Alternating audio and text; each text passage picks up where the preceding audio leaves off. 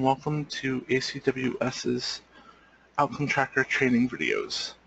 This video will walk you through how to add a user to your site. You want to add a user to your site if you need that person to have access to reports and queries and certain forms for data entry. You can give users access to certain data entry forms without having access to your site, but for the most part you will probably want them to have access to your site. So adding users to your site is a two-step process. First step is you have to add the person, and then the second step is you have to give that person accesses. So let's do the first step, adding a person. So when you log in, what you will want to do is click on People Organizations right here. So click on that. And you want to add your person. So if we go over here to the top right hand, we will see Add Person. Under Tasks, let's click on that.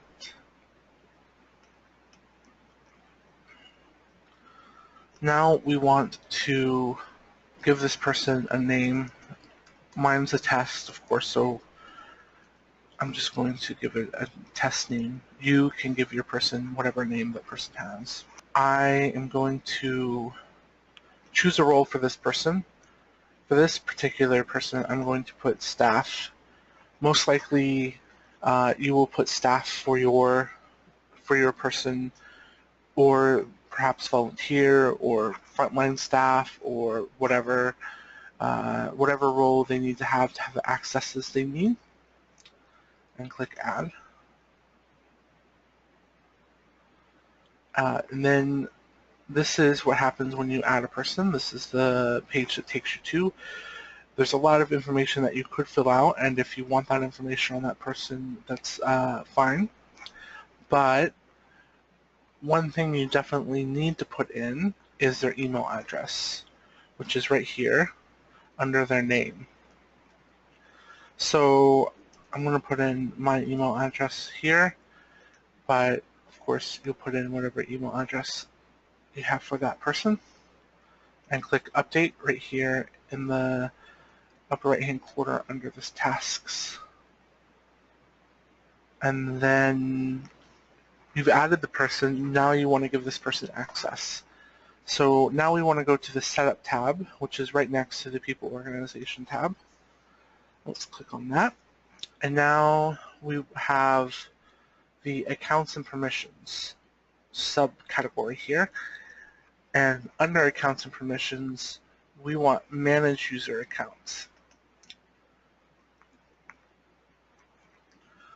This is a very useful page, I find. There's a lot of information on this page that could be quite helpful to you. In the right-hand corner here, we have the number of accounts available to you in total, the number of accounts you've purchased, which will likely be 30 for you. We have the number of active accounts, which are people who are active right now on the site, and the number of available. So right now we have 24 available. You might have more, you might have less available, most likely less. 6 is pretty low. And you also will see that we have deactivated accounts, which are people who are no longer working for us, and we've deactivated their accounts, or any number of other things. So some other useful information on this page is the last login and the activation date. For each person you can see, for instance, this is my account. My last login was today, which as I record this video is July 5th, 2016, and my account was created May 16th, 2016. So this is useful if you need to know whether or not you should deactivate somebody. If their last login was 3-4 years ago, then you can probably safely deactivate their account. Of course, other circumstances may apply. To add a user, at the bottom of this list you will see an add user account here. Let's click that open. Now we want to search for the name of the person that we just added. So in this case it's test video test, and their email address will pop up automatically. The username, you can change it if you want, but by default, and it's first name dot last name, and that's what most people use, so probably safe to just keep it that. Now we want to give it security groups. You will likely have different security groups from these, but we probably want ACWS users at least, and that'll give them access to forms, reports, and queries. Will restrict access for other things, like they won't be able to add user accounts, for example. You'd have to be an administrator for that. We can also put them as basic user, which is likely the same thing.